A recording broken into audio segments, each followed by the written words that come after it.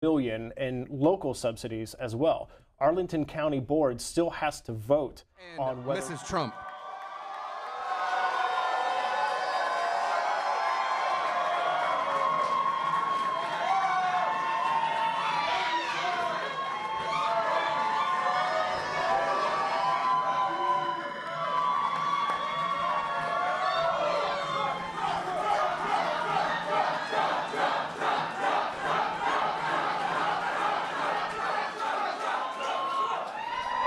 Wow. Thank you very much. Wow, what a good group this is. This is the future. This is the future. True.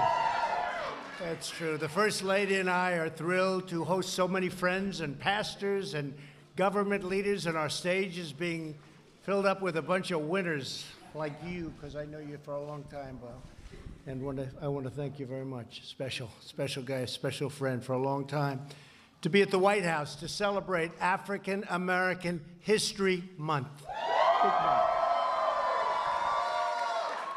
Do you like the White House, right?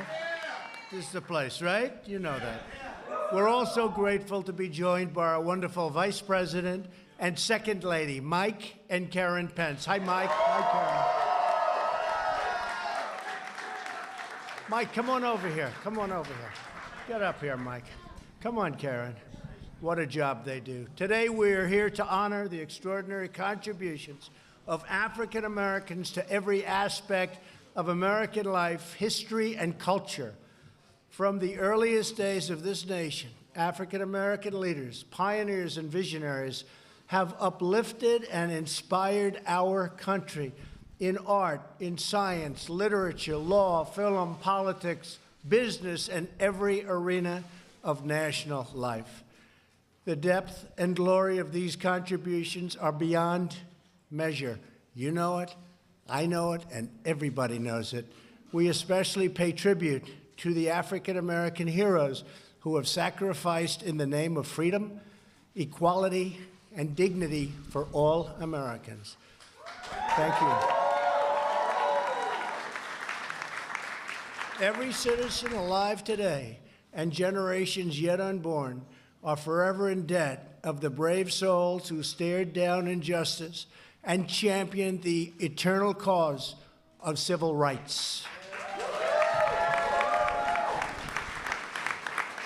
We're joined for tonight's ceremony by many distinguished guests, including Surgeon General Jerome Adams. Where's Jerome? Jerome, get up here, Jerome. Come on, Jerome. Thank you very much. Hi, Jerome. Been a little while, huh? Thank you very much. Great job you're doing. I'd also like to thank all of the members of my cabinet who are in attendance. We have a lot of them here tonight, and I want to thank you very much for being here. You're doing a great job. You just take a look at our economy, stronger than it's ever been before.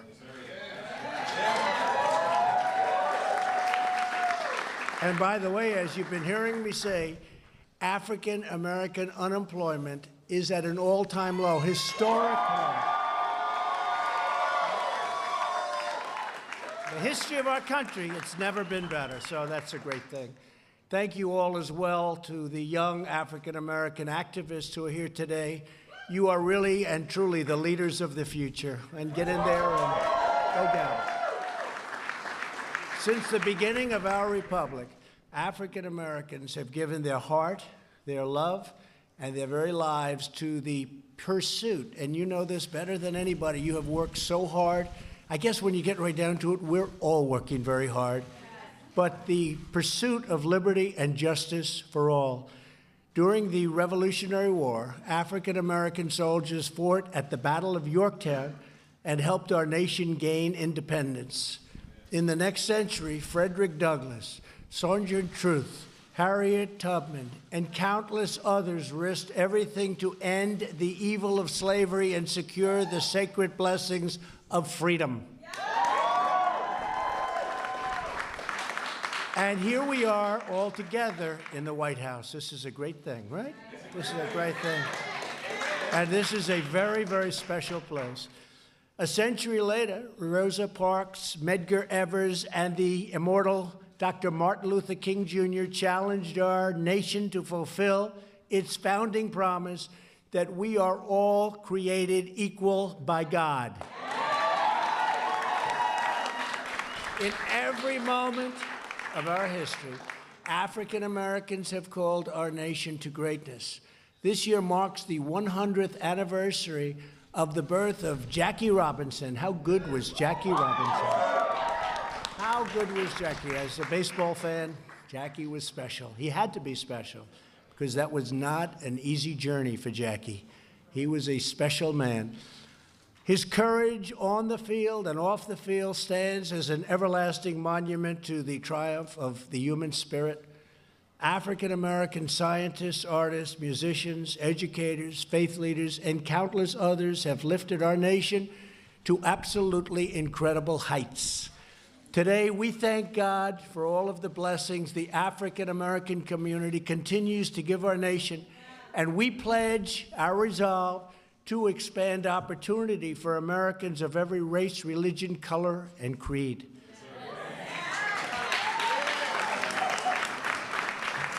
Since my election, we have created 5.3 million new jobs. People thought that was, and I tell you, I'm very proud of it being the lowest ever in the history for African Americans, but today, right now, we have the most people working in the history of our nation, almost 160 million people. We've never had that many people working. Right? Tell me, how did they beat us on the debate stand when we say we have the best unemployment numbers ever, right? The best unemployment numbers ever and the most people working ever. The best economy, perhaps, that we've ever had. We've got a lot of things going on here, very good things. And we cut your taxes, by the way, and we cut your taxes. You're right. He said, don't ever get tired, Mr. President. I better not. I better not get tired. Under my administration, the African-American poverty rate has fallen to its lowest level. And if you think about that, that's a special category.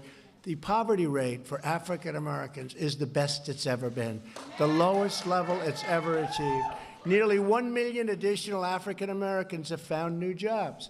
As a really, and I think this we can really attribute it to regulatory cuts or as a result of our tax cuts, the largest tax cuts in the history of our country.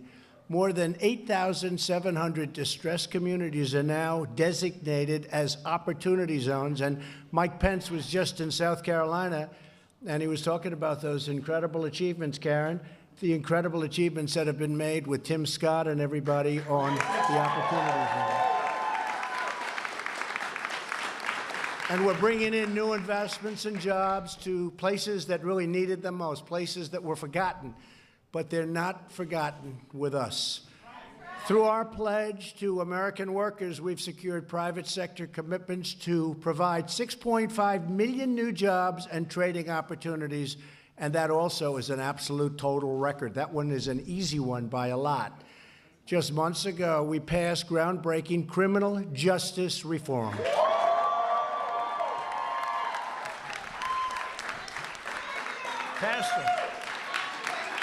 Pastor. We have Pastor Darrell Scott. Will you come up here, Darrell?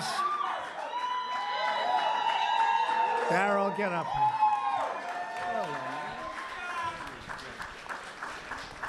He's always defending me on television, and I'll tell you, you want somebody to defend you, this is about as good as you can get. He is brutal. Sometimes they say, you're a pastor, you're the toughest pastor. Thank you, Darrell. This long-awaited legislation reform, and it's really the sentencing laws, and nobody thought we could get this done. We worked with conservatives and liberals and those in the middle. We worked with a lot of people, and we got it done. Nobody thought this. They've been trying to get this done for 25 years, but we got it done. Criminal justice reform. The laws are disproportionately, as you know, they harmed African-American communities and far, far greater than anybody else. And it gives former inmates a second chance at life. We are very proud to be joined tonight by a citizen who transformed her life while in prison and is now the first woman to be released under the First Step Act, Catherine Toney. Where's Catherine?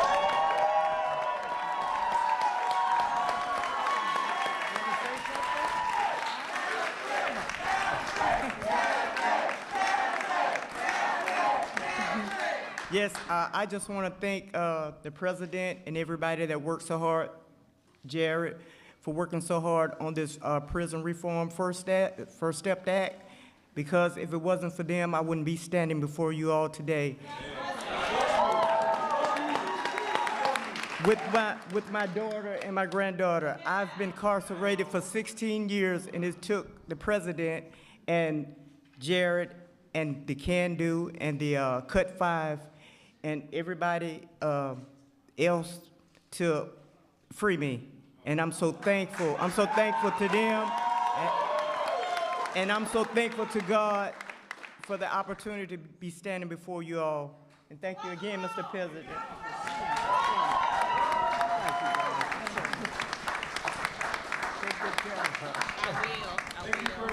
That's so nice. And I'll tell you, as far as criminal justice reform and other things, Jared, thank you. What a great job. What a great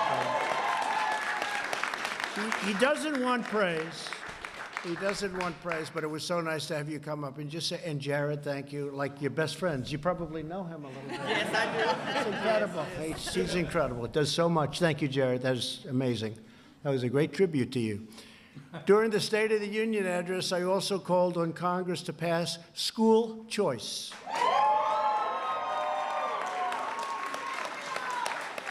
No child should be trapped in a failing school that stands in the way of their dreams. Every citizen of every background deserves a government that puts their needs first. Like your hat, right? I like that hat. Here with us today is an incredible leader. Some of you know him well, I do, and I know him really more than anything else as an incredible leader. That's exactly what he is. It's Bob Woodson. You know Bob Woodson? You will, because he's got an incredible story. Bob joined the Air Force in the 1950s. You don't look that old, I'll tell you that. 1950s, really? Wow, you're in good shape. I want to talk to him later, find out what's going on. While he was stationed in the Deep South, he confronted discrimination firsthand. He then became a civil rights leader, met Dr. King, and was jailed for leading a very peaceful protest. As Bob puts it, even when defeat was all around us, it was not in us. I like that. That's beautiful, right? That's beautiful. Over the last 50 years, Bob helped found social enterprise movements and to restore jobs, dignity, and hope within the heart of very, very distressed communities. Bob, I want to thank you very much. You are a very special man, and having you at our place in New Jersey for a little while, and you helped me so much with making a couple of our good choices. We really appreciate you being here. Thank you, Bob.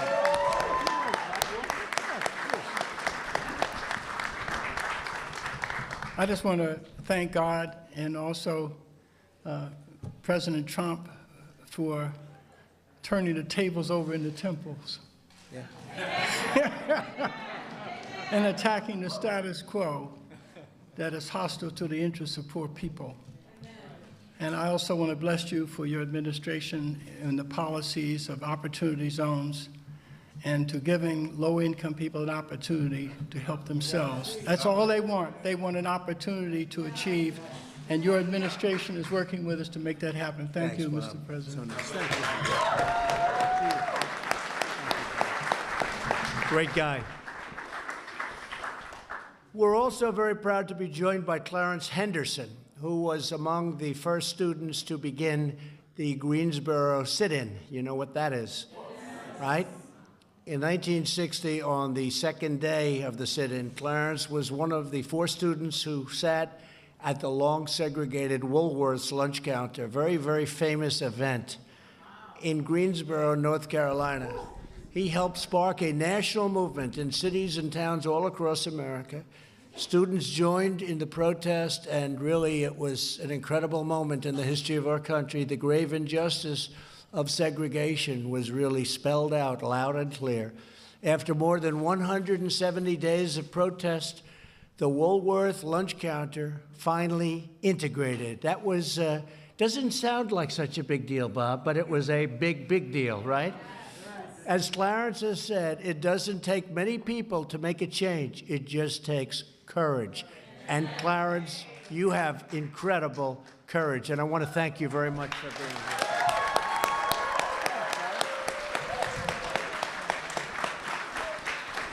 I am delighted to be here with the president. You know, Nehemiah was told by God to build a wall, and that's what you're doing. Thank you. Amen. It is indeed a pleasure to be here with you this evening and to share this great hour and this great time. I continue right now with the Frederick Douglass Foundation for the State of North Carolina and the President, and we're still moving forward to change America and make America great again. Thank you. Thank you very much. Thanks, Larry.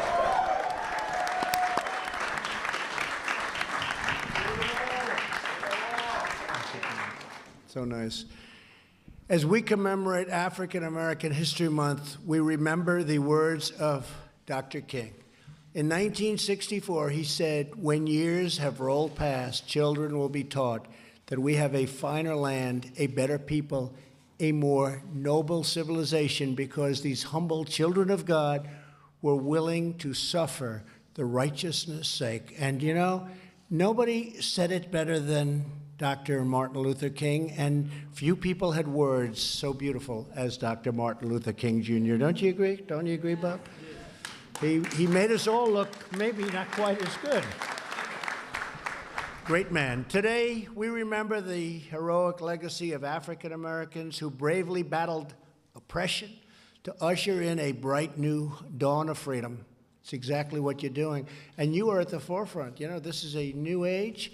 This is a very exciting time. It's a very exciting time for our country. Our country is respected again all over the world. They are respected like we haven't been respected in many, many years, I'll tell you. And thanks to you also, and thanks to you. Look at the progress that you've made. Look at those numbers that I gave you before with unemployment and all of the other numbers that we have together. So we pledge in the honor of our great African American community to build a future where every American child can live in safety, dignity, liberty, and peace. As Americans, we all share the same dreams, the same hopes, and the same magnificent destiny. We are now and will forever be one people, one family, and one glorious nation under God. I want to thank you all. I want to God bless you. I just want to say God bless you all, and God bless America. Thank you for being at the White House. Thank you.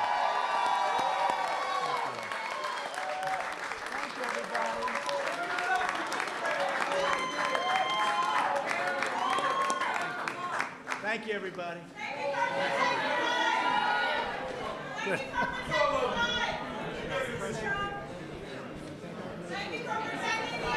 Oh, well, she's over here. Thank you very much. I can wave at her. She's got the camera on.